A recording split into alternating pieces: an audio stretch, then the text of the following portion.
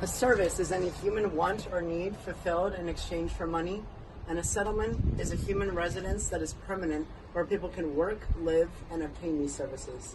And it is the interaction between these two that makes up Chapter 12, Services and Settlements. The service industry makes up 2/3 of the gross domestic product in developed countries, and there are actually 3 types of service jobs. The first type, making half of all jobs in the US, is consumer services, which provide services to individual people who will pay for them. These are things such as retail and wholesale, such as Walmart, education services, such as our own school, health and social services, such as hospitals, and leisure and hospitality, such as hotels. The second service jobs are business services, which facilitates the activities of other businesses. This is 25% of all US jobs. These are professional services, including law and architecture, financial services, including finance, insurance, and real estate, and transportation jobs. Public services protect and provide security to all US citizens, and this is 10% of all jobs in the US. Throughout the world, tertiary sector jobs have been growing while primary and secondary jobs have been declining. However, one example where all 3 have declined that hurt millions of Americans was the 2008 recession. It made scenes like this throughout America all the more too common.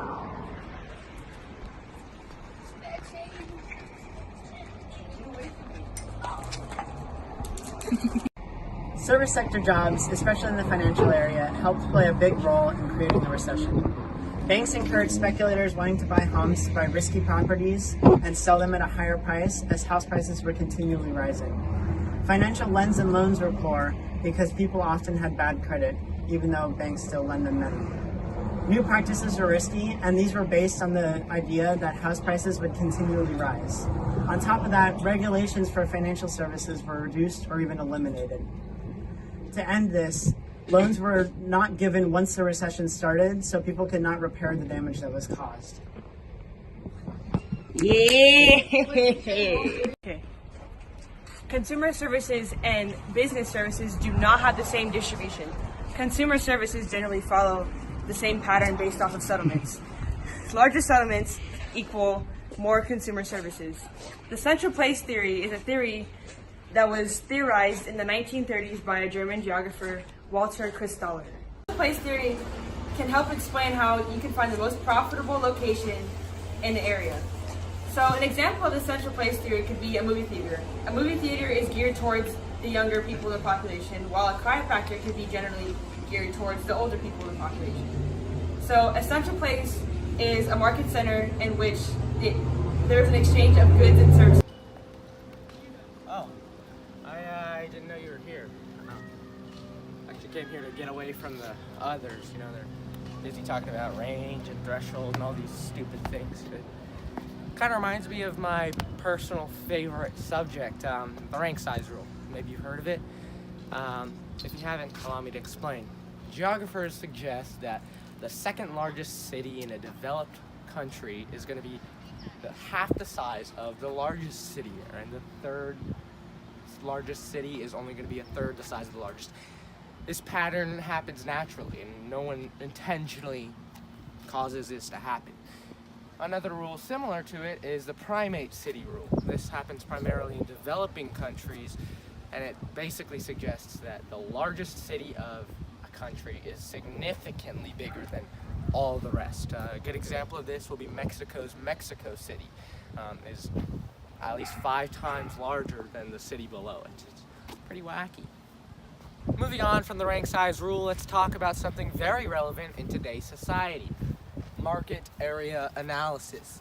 Geographers consider the 2 most important factors in determining the optimum location for a service to be range and threshold. They'll calculate the range and threshold of an area, draw a market area, and determine whether or not a service will be profitable in the location. Geographers use the gravity model to find the best location in an area following a series of steps. First, they find a possible site for a location. They determine where all the potential customers live. They calculate the distance from the customer's home to the service. They divide the number of customers by the distance it takes them to get to the service. They add up all these numbers, then they do it again with another location. After doing this with several locations, They'll compare their results to find out which area will be the most profitable for a service. What happens when an area can't afford a permanent service or just doesn't have one? Well, this is when periodic markets are introduced. A periodic market is a collection of merchants and vendors who get together to sell goods and services at a specified time and location. Periodic markets are most prevalent in lesser developed countries and don't really exist as much in developed countries. Vendors are very mobile and work part-time. When they work is drastically determined by culture. For example, in many Muslim countries, vendors will work on days 1 through 6, but on the 7th day they'll rest, because this is their holy day of rest. And in many countries in China, vendors will work on days 1 through 5 in one market and 2, 4, 6 in another. In developing countries, business services are distributed in global cities. Global cities attract businesses that affect the global economy. Some businesses that are drawn to these cities are headquarters of large corporations and lawyer and accountant firms to help with legal and financial advisory. These global cities are put into a hierarchy based off of their size and economic output, and the hierarchy is alpha, beta, and gamma. There's many wealthy people in these cities, and these global cities are usually the centers of national and international political power. Global cities are put in a hierarchy based on their economic output and importance, which is alpha, beta, and gamma. Most of these global cities are their centers of political or economic power, but on the other hand, developing nations that do not have this sort of economic or political power, they are only able to attract business services such as offshore financing for tax evasion and to avoid taxation so that they can keep their money, and back office operations such as job outsourcing, which has a correct 891, 892, 893. Let's take a stroll. You know what I love more than physical exercise? The economic base of settlements. So what goes into economic base of a settlement is the amount of non-basic and basic industries. A non-basic industry is an industry which only sells locally. An example of this in our community would be something like Surf Hut. A basic industry would be an industry that sells to a variety of people outside of the settlement. This could include large brand grocery stores and department stores. Basic industries contribute more to the economic base than non-basic because it makes the economic base higher, attracting more businesses to come to that settlement. Our next subject is the specialization of services. Settlements can be characterized by their basic activity. Some of these include general business, military activity, tech industries, data and computing processing, etc., etc. A nearby settlement that gives an example of service specialization would be Coronado. They specialize in military activity. Settlements have changed from industrial specialization to service industrialization.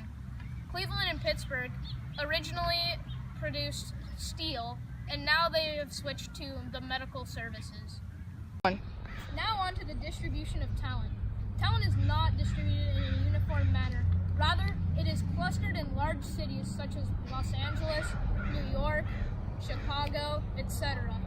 Talent is usually attracted by cultural diversity. Oh, Richard, Florida? Where'd you come from? This man created the Cultural Diversity Index, which is determined by the Coolness Index, which we'll get to later, the amount of cultural facilities per capita, such as museums, and the percentage of gay men per capita. The Coolness Index is determined by the amount of nightlife, art galleries, and people in their 20s. In other words, settlements with a bunch of cultural diversity tend to have more talented individuals. Oh no, my dad's calling me home. Gotta go.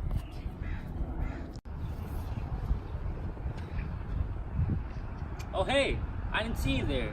My name's Roman, and I sure do love the Lord. Nowadays, kids are just reading their comic books, and you know what I read? The Bible. But you know what's my second favorite book? AP Human Geography textbook. You know what's my favorite chapter? Chapter 12. It's specifically key issue 4. And you know what it talks about? Services and rural settlements. Let me read it to you. On second thought, let me just tell you. Services cluster in settlements. For rural areas, it's different because it's centers for agriculture and provides a small number of services. Urban settlements, however, have consumer and business services. Half of the people in the world live in urban settlements and half of the other people live in rural. And there's also 2 types of rural settlements. There's either clustered or dispersed. A clustered rural settlement is an agricultural-based community where families live in close proximity to each other and in which fields surround a collection of buildings such as houses, sheds, and other farm structures. Clustered rural settlements are arranged in 2 types of ways. Circular, in which there's a central open space and there's a collection of buildings surrounding it. Linear is when there is a cluster of buildings surrounding either a river or a road to facilitate communications or just easy water access. Now for dispersed rural settlements, which is when individual farmers have their own pieces of land and that they are isolated from their neighbors. Now, dispersed rural settlements have taken over clustered settlements. Why? Well, let's turn to my colleague Levi. Thanks for having me, Roman, but I gotta make it quick because I gotta return to my kids soon. So, it all started back in the founding of the 13 colonies. Colonists from New England came from England to escape religious persecution, so they decided to make clustered settlements. At the center was a House of Commons where government instructions would be doled out to the citizens around them. Around that would be some church buildings, like the one you see here behind. And then around those church buildings would be the residential businesses and other cottage industries around the churches. Now, this was all well and good, but soon the population began to rise as more and more settlers began to come to the new colonies. So, when they decided to come to the middle and southern colonies, they decided to adopt dispersed settlement styles. This is because these lands were fertile and they were able to produce more agricultural needs without having land strikes come up and around them. Soon this new clustered settlement style rapidly took over the middle and southern colonies, and even encroached into New England as they found out that this clustered settlement style didn't produce enough land and it didn't produce enough crops for the England back home, soon making the clustered settlement obsolete. We can still see clustered settlement styles in New England today, but it's a shell of its former self, usually only for service style instead of farming. We can even see it here. See, if this church was made back in a clustered rural settlement, this would be the center of government officiating, and it would be a cultural hub for the people. Now, as we can see, barely no one goes to this church anymore, and it's basically a backwater in this tiny town. Well, I better get back on home, because I gotta tell my son a story for bed.